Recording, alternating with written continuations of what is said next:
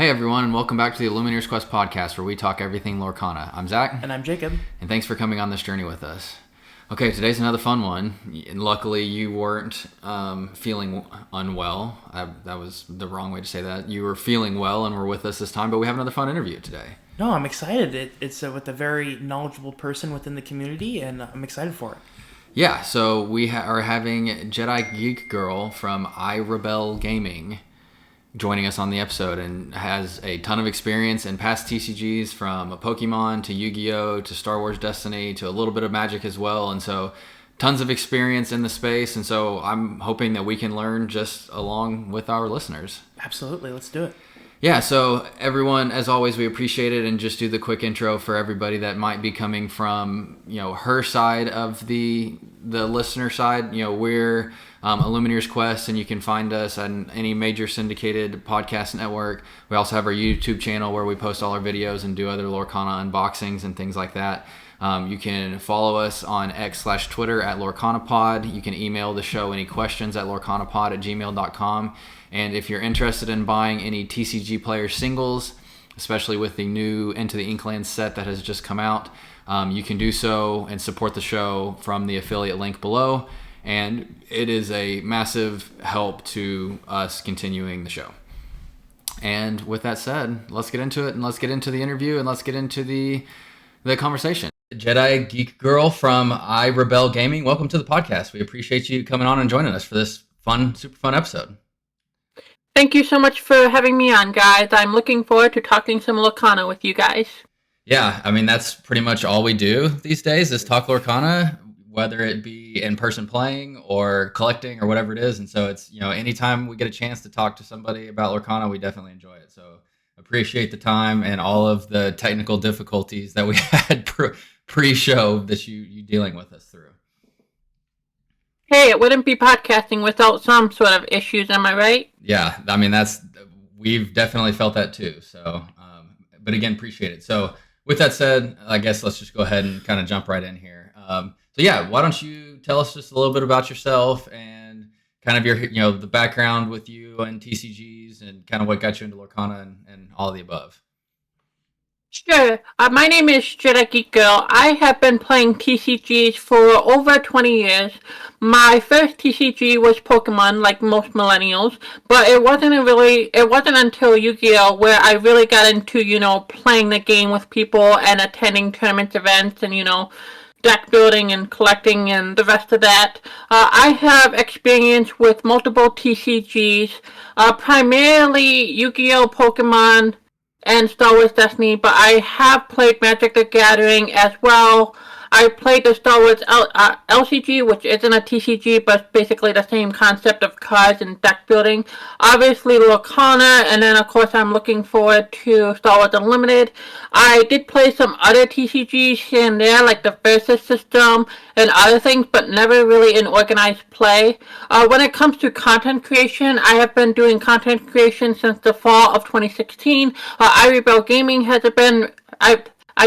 has been around since the fall of 2017, and I have done over 200 episodes, maybe 250 if we count like guest appearances and stuff like that. 145 of them, well, technically 146 of them, iRebel Gaming. iRebel Gaming is a podcast that is centered around not only Lorcana, but Star Wars Unlimited and just gaming in general, whatever the conversation brings us. So you have quite a bit of TCG experience, especially compared to us. We both started collecting. I'm an avid Pokemon collector, or have been in the past, I guess. So I definitely understand that background, like you said, from the millennial side. But like what decided, or what made you decide to bring or follow the journey into Lorcana and leave some of those other ones behind? So at the time that Lorcana was announced, I was into Magic the Gathering. I was playing Magic the Gathering because of my brothers. My brothers got me back into it for Commander, and it just wasn't hooking the spot for it. But what really sold me on Lorcana was obviously the brand identity, and that was before Star Wars Unlimited got announced. So it was like, hey, here's a new game. It features a brand that I love, and it's a great opportunity for a new beginning. Because with Yu-Gi-Oh, it's not the same game that I grew up with. It's just not. There's a lot of combos. It's a lot more complex, and I guess I'm just a Yu-Gi boomer, if you will. And yeah, that time has passed. Pokemon, it's a great game. I love the game. It's definitely one of my best games, in my opinion. It's one of the best games, in my opinion. But I don't really want to go play Pokemon because I have a history with it. And at the height, I had a collection that is somewhere in the 90% complete, which is like 90 to 95, I think, ish. And I'm like, well, I've done that, and I don't want to go back because I don't know if you know what it's like to have something and then no longer have it and try to rebuild it. It's not the same, so it's like time to move on. And then of course, Magic the Gathering. Magic the Gathering, too much product, too expensive. I don't have the history with the game. I love the lore, but it's like it wasn't quite hitting the spot. And then, of course, Star Wars Destiny was dead at that time, and I wasn't a huge fan of the fan community continuing it. I preferred to play it in the official structure and official product. So it just came around at the right time for me, where I was looking to connect with something new and fresh. Yeah, I think, that's kind of where we were too. Like, we wanted a fun game to play, and we're massive Disney fans, and so it definitely just fit together. What's your favorite Disney property? Okay, are we just limiting this to the Disney animated canon? Are we including Star Wars Disney? Are we including Star Wars Marvel? Are we including non-animated canon films? Let's say animation, and then your overall favorite. So what's your favorite Disney animation, and then whatever your total Disney property fan is? So just to be clear, that includes non-animated canon animation? Sure. Okay, I'm just giving you guys crap, but I'm just gonna give you my favorite Disney animated canon film, and that is Moana. Yeah. And then obviously my favorite Disney property is obviously Star Wars. But if we're not counting Star Wars and Marvel, I'm a huge fan of Frozen. That's another franchise I'm a huge fan of. But yeah, when I get asked that question, it's like I have an answer for this, for this, for this, for this, and this. Well, you've been spoiled then with Moana and Frozen. They're two huge focuses of Lorcana, through set 3 so far. They are, and I still want more Frozen and Moana stuff played. I still want the You're Welcome card from Moana. Yep. And obviously there's a lot of things in Frozen that we haven't gotten either, so. Yeah, I mean, I think that's the beauty of Disney and the way that they're building Lorcana with the Storyborn, Dreamborn, Floodborn, like all the different types of characters. They can continue to add more of the same character to have those types of connections with your favorite properties, but not be completely duplicative. Yeah, and I am a huge fan, and this applies to every game that I am a part of that is based on a franchise. So obviously this includes Star Wars Unlimited, but I am a huge fan of deep cuts, and I am really looking forward to Jose coming to Lorcana.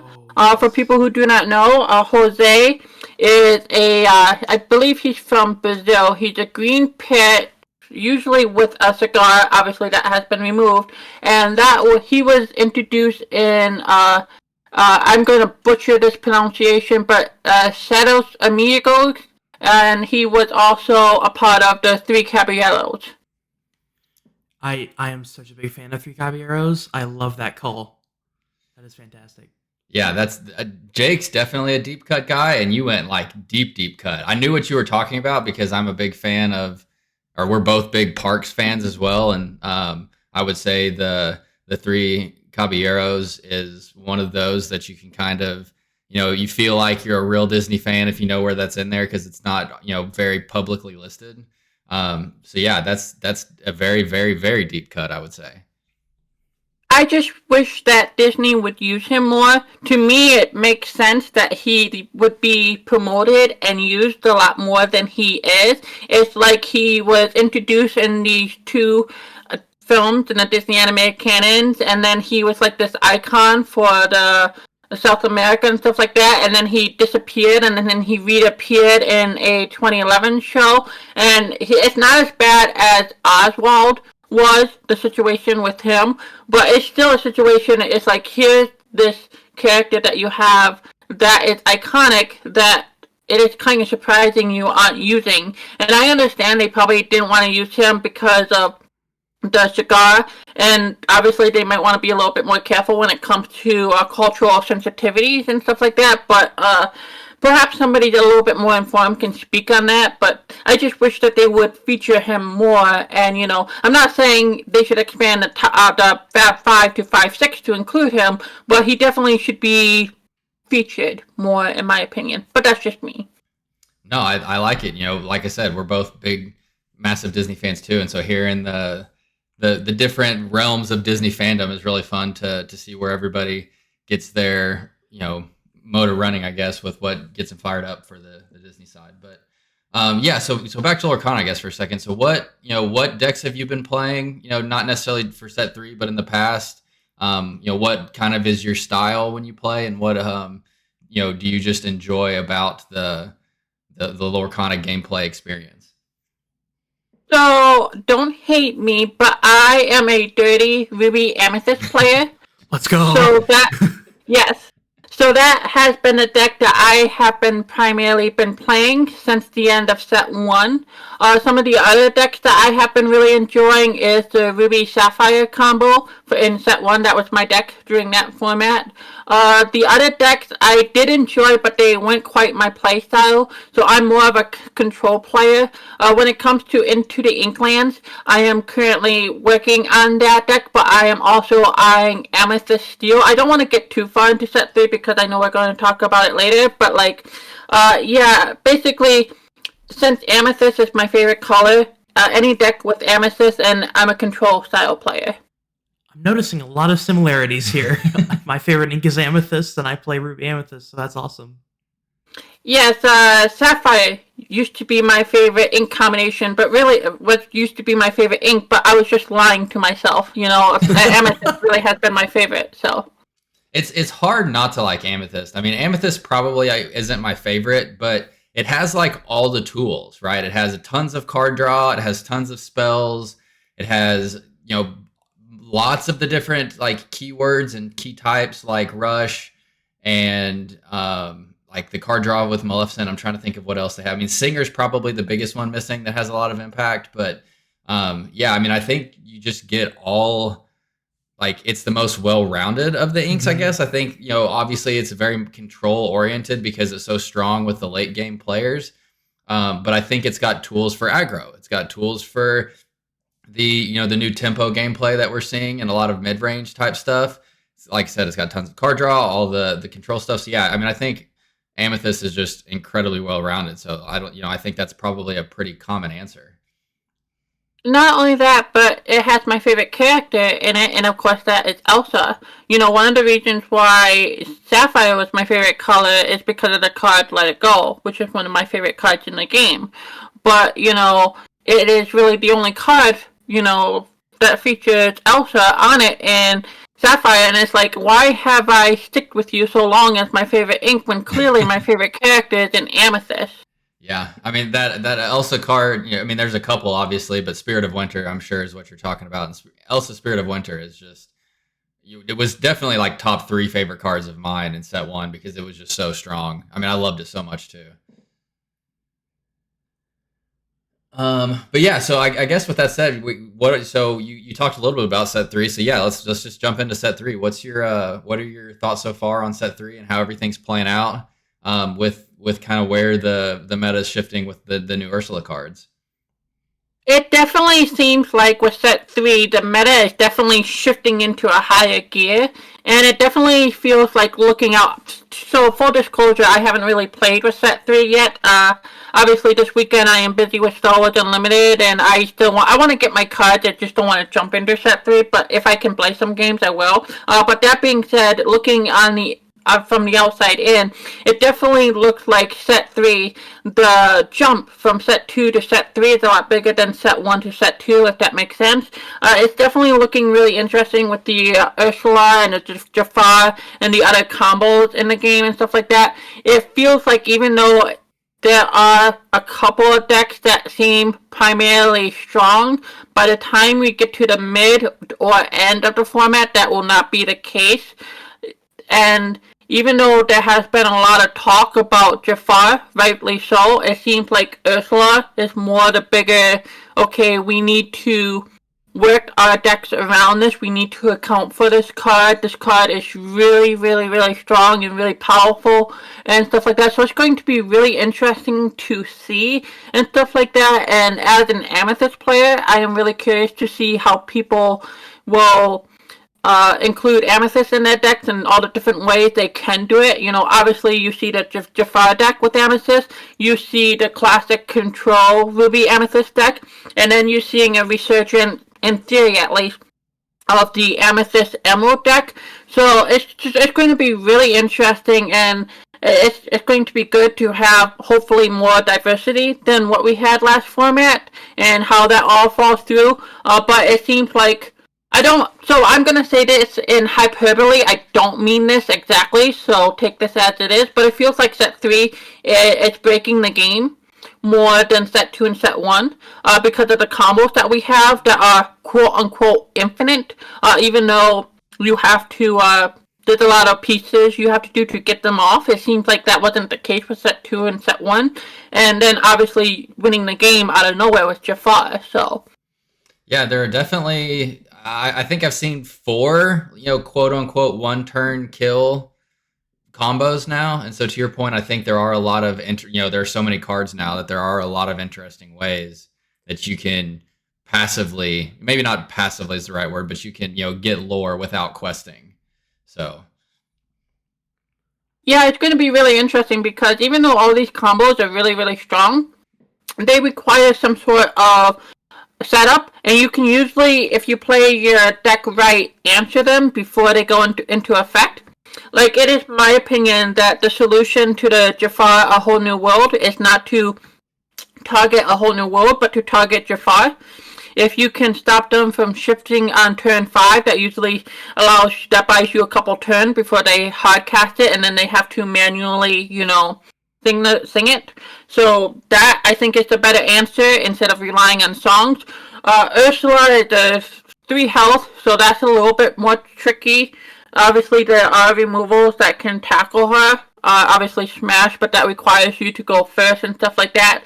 The Bayuk combo, obviously, the Beast has to be on the board beforehand, so if you can answer him before that goes off, that's usually not a problem.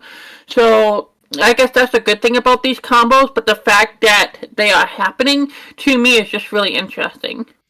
Yeah, I think my favorite of the lot is probably the Emerald Relentless Beast, Bayou loop that you mentioned. But yeah, I think there's 2 separate ways, and you kind of touched on them both to tackle it.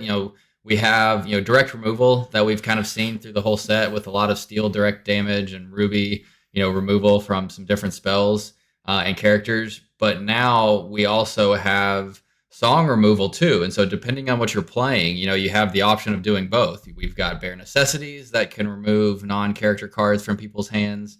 The non-legendary 2-cost Ursula that can remove songs from people's hands. And so I think the biggest change that it's making you think when playing is how to manage your opening hand, right? Like, you don't want to stack a bunch of songs in there because they could very potentially just get ripped out of your hand, and then you're losing cards in your hand and ability to combat your opponent.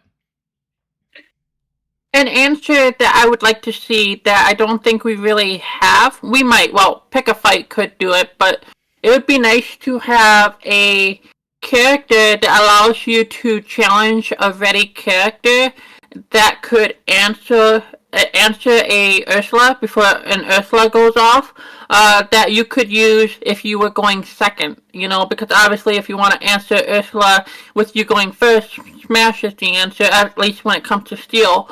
But, like, all the other combos really have an answer, but, like, if you go second against Ursula, in theory, in my head, it seems like that would be a little bit more of a challenge, you know what I'm saying, to answer.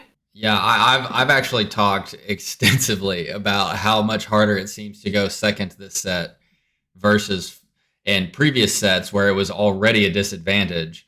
But going second now to that exact point, if you go second to the Ursulas, turn 2 Ursula, they're ripping a song out of your hand, which you could potentially use to deal with the 3-cost Ursula.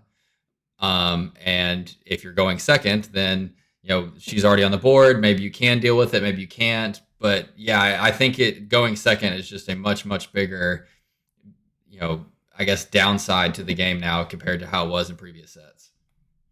I mean, you could be running Amber songs and, get a turn 2 Queen and sing, and then along came Zeus, but that requires a lot of setup. I'm just sitting here thinking in my head, like, all the answers a turn, going second against Ursula you can do and stuff like that. And yeah, I just find it really interesting, and hopefully, I'm sure there are answers, but like I said, I haven't really gotten my hands on the cards and played in this format to really, get a sense on that. But even going second against Jafar, there are answers against that deck. Like I said, the answer to that deck, in my opinion, is answering the Jafar. So.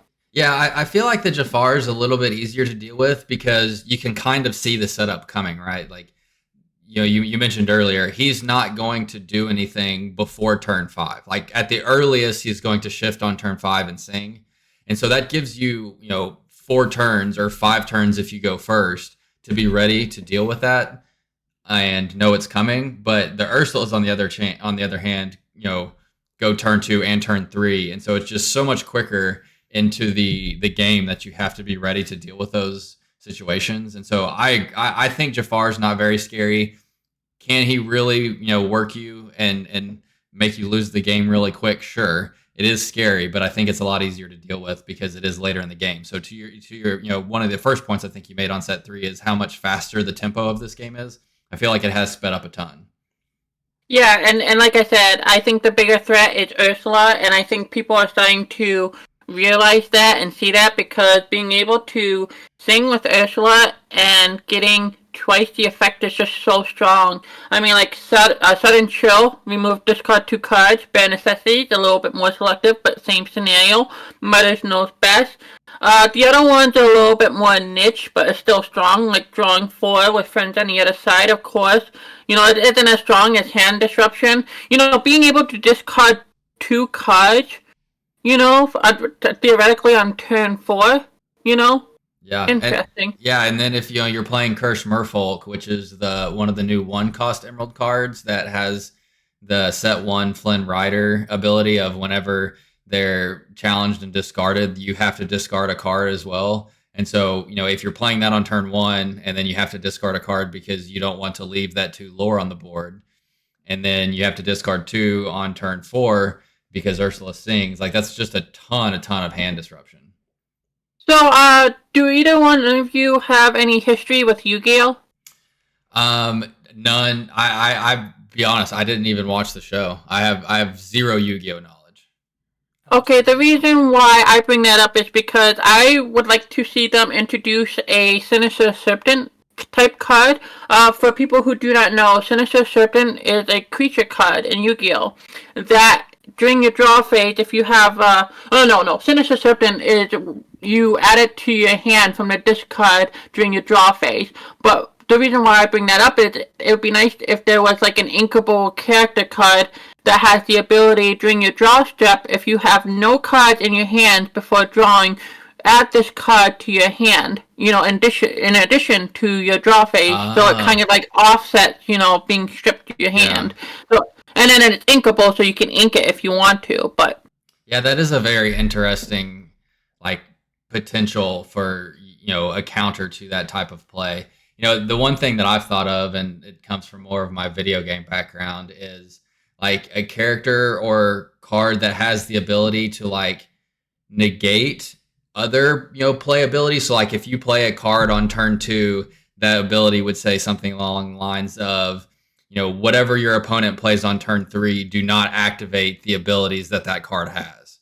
So it disables a certain card for a given time to allow you more space to deal with versus just completely getting taken advantage of on their next turn. But I don't know if that's too powerful. I don't have near as much experience as you do, but some sort of card that, like I said, that kind of negates or counterbalances other cards' abilities.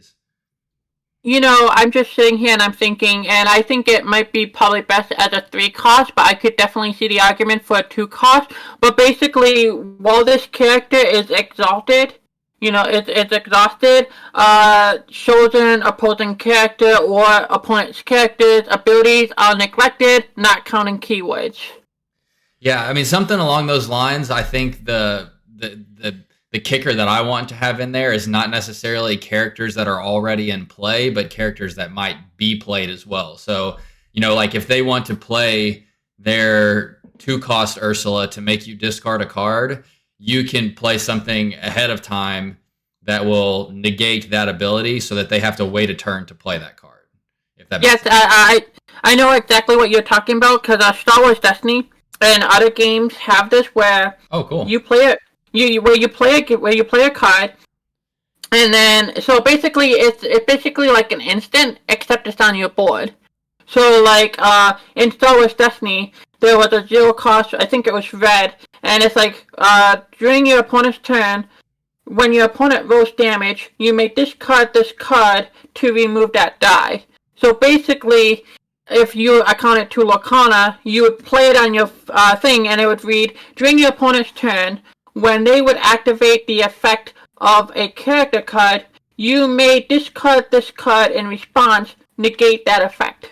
Yeah, I think that would be fantastic. I mean, that would disrupt the game. That's the idea, though, right? Like you want to be able to like proactively mess with your opponent and their board position and what they're playing. And then your opponent can answer to remove it if they. So let's say it's a location for argument's sake. Just to oversimplify, they can remove that location to prevent it to go off, so they can still play the effect. You know what I'm saying? So it's not an instant from hand; it's on the board, so your opponent can still play around it, and it still falls in line with the rules of Lorcana of no instance. You know what I'm saying? Yeah. No. For sure. And to that point about locations, what have been your thoughts so far on them? Locations have definitely been interesting. I definitely have been enjoying them in Limited. I think they are very strong in Draft, especially when your opponent, doesn't account for them. When it comes to Constructed play, I still have to play them in Constructed. I know with my Ruby Amethyst deck, I want to try out the mirror location and stuff like that. So far, I am hearing a lot of, hey, locations are better than what we thought. But to me, it's a lot of wait and see. I know that I originally had the opinion that they were like supports in Star Wars Destiny, where supports in Star Wars Destiny was a thing in the beginning, but it wasn't until later where they became really strong. So, because I haven't really played a lot of Set 3 and the game, I don't really have too much to say about them in the constructed space, but I am planning on giving them a little try, and I am curious to see what effect they will have in the meta. But they're very strong, and I think they disrupt the gameplay in the sense that your opponent has to account for them, and they have to manage their resources and stuff like that. And obviously, when you're playing them, you are risking playing a location because the only thing you can do with that location is the passive lore gain and the ability on it, where if you play a character with the same cost, not only can you quest with them, but you can attack with them and other stuff, so. Yeah, I think the passive lore is probably the biggest change that like really changes the dynamic and again kind of speeds the game up because, in Set 1, there wasn't really any passive lore at all. I mean, you really just had to quest to gain lore. with like the exception of Aladdin Heroic Outlaw, who would get lore from challenging. And then in set 2, you've got Sleepy's Flute and the Sorcerer's Spellbook, which really kind of took hold of the meta because it gave your opponent a clock. If you have a couple flutes or a spellbook or 2 on the board, like it's going to take 5 or 6 more turns to finish the game. And so I've got to do something in this amount of time. But with locations and the passive lore that you get from all the locations, that gives every deck the potential to have a clock. And so, like, the Popsicle deck from set 2, I think that really got overshadowed by Ruby Amethyst because of the spellbook. They both had really good removals, but at the end of the day, the spellbook really would put the Ruby Amethyst over the edge because they could continue to generate passive lore through that if they didn't have any cards on the board where the Popsicle couldn't. Now everybody has that ability. So I think the passive lore is very, very game-changing, in my opinion. It is, and like I said, it disrupts the flow of the game in the sense that, you have to account for locations, you have to determine how to answer locations, and if your opponent is answering your locations, they are not answering your characters and or other threats on the board, so it's very interesting in that sense, and, it just makes the game more complex and adds more layers to the game, which I really appreciate. It speeds up the game also, but at the same time, it kind of makes you miss the first chapter days where it was very simple of, hey, I have a character, they can quest, they can sing, they can challenge, and then you can plan accordingly, which, I mean, if you really want to play that style, you can just play a friend and just make a rule not to include these, out-of-the-box lore acquisition. But, it's good and healthy, I think, to have layers to the games like that, different ways to account for lore, as long as it doesn't get too out of hand, like perhaps GOAT, you know what I'm saying? Yep. Yeah, I mean, GOAT is still extremely powerful. But to your point on the locations and how annoying they can kind of be, I think it does change the way you have to consider dealing with them because, like McDuck Manor, for instance, has 9 willpower. And I think there's maybe 2 cards in the whole, set or the whole like game at this point that have that much willpower. And so you have to think of other ways to deal with them because otherwise you're just going to sit there and you're going to continue knocking characters into it while your opponent's questing away. And so, I think it saw a little bit of heyday at some point in set 2, but overlooked cards like Merlin Crab, for instance, that gives other cards +3 strength or challenger +3, really, I think are going to see more light this set because that additional strength is so much more needed now than it was before. Another thing about locations is location usually, not always, but usually forces your opponent to 2-1 them. Yep. So they have to spend 2 cards in order to remove it. And then, of course, there are hard answers. I'm looking at you, Rise of the Titans, I believe it is. But do you really want to devote 4 slots in your Steel deck for Rise of the Titan when it's such a situational card? And in Swiss, you might not encounter a situation, where that is relevant, especially in a game without a sideboard. To me, not quite, and that's one of the reasons why I love and then came along Zeus, and I think that is why a lot of people are like gravitating towards that card, is because it's so flexible. Yeah, it doesn't really hard remove these locations, but it allows you the flexibility of dealing damage and then only have to worry about one character to remove it and stuff like that. But it's still an option. Not only that, but you can remove a character, and it's better than none, and devoting slots in your deck that are more of a silver bullet that most of the other time are going to be useless. And I am of the opinion that I want every card in my deck to have a use, and I don't want to devote silver bullets in my deck, even if they're inkable. But that's just me. Yeah, I think flexible cards are obviously more valuable because they have the ability to be played in multiple situations.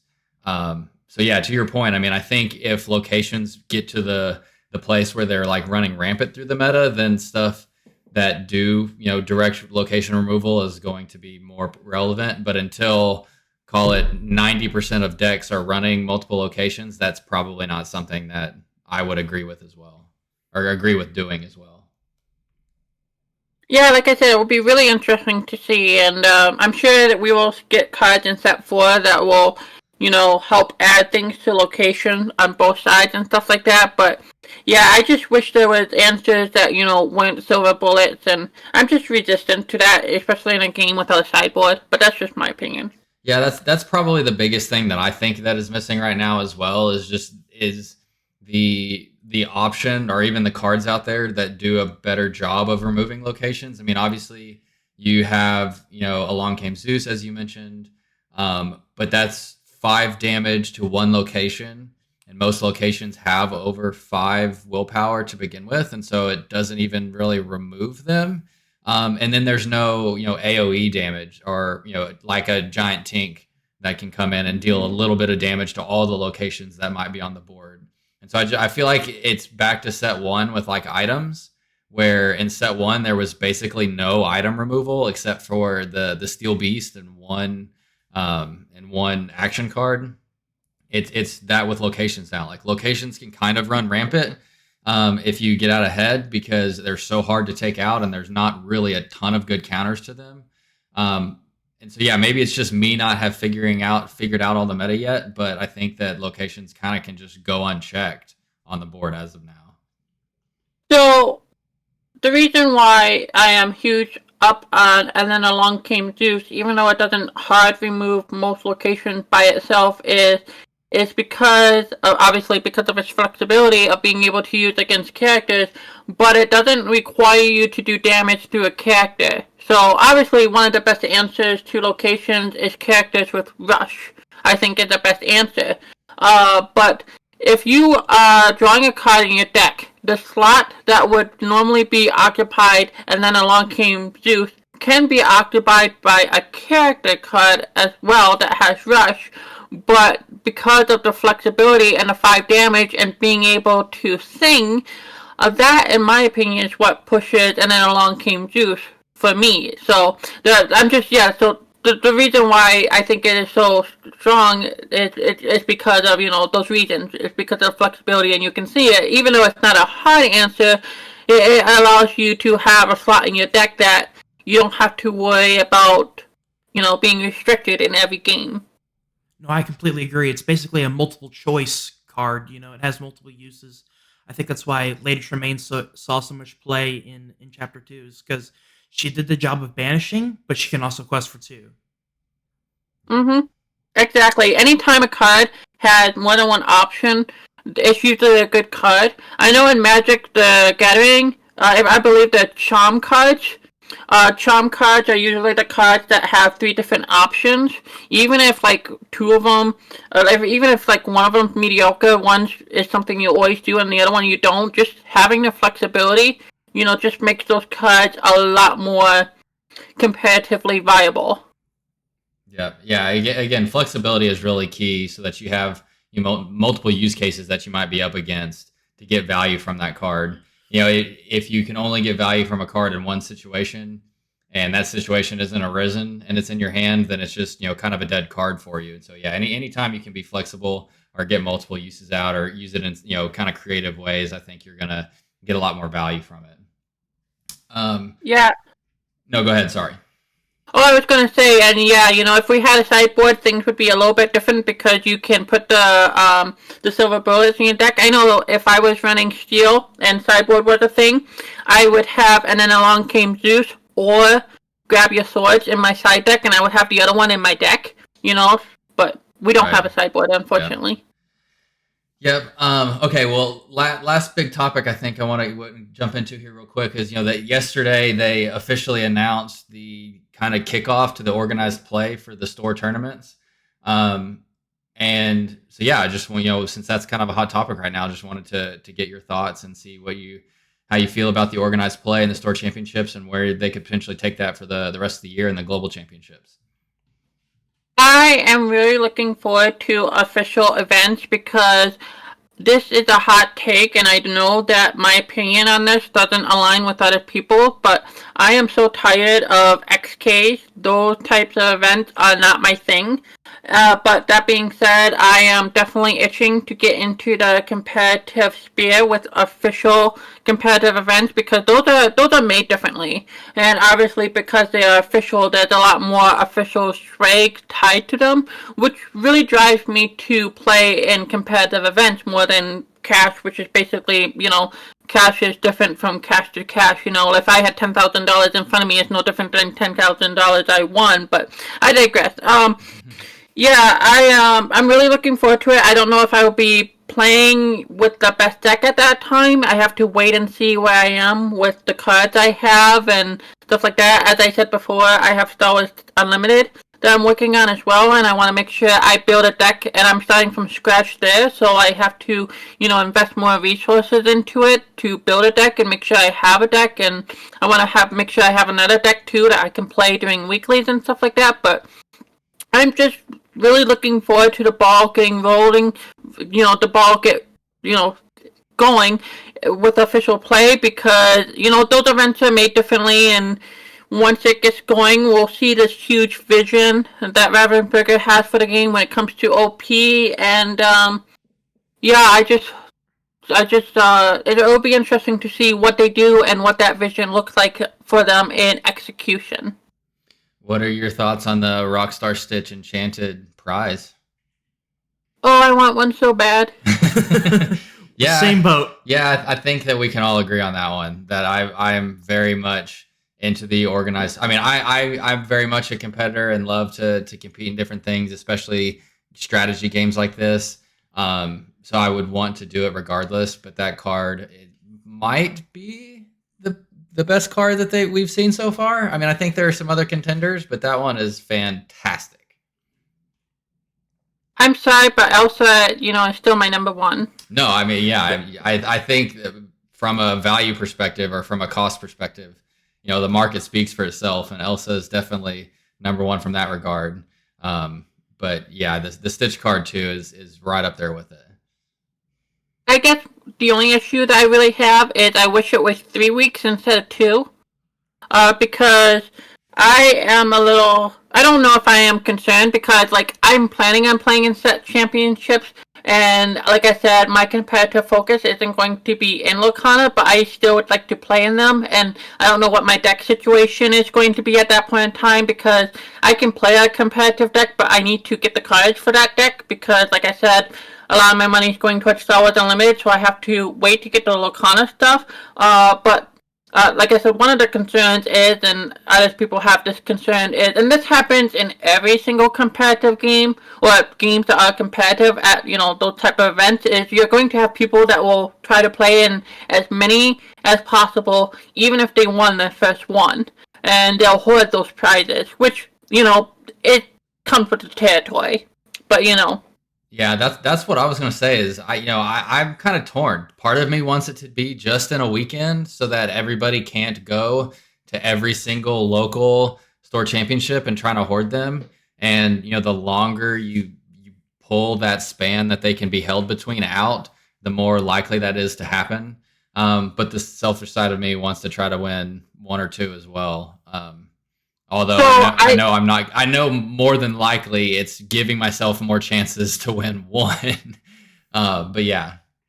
So, in my opinion, you either go one weekend to, make them restrictive so people cannot travel to as many of them as possible, or you go the opposite direction and you do 3 weeks of them to give many opportunities as possible for people to attend as many as possible, even with people trying to hoard them. You know what I'm saying?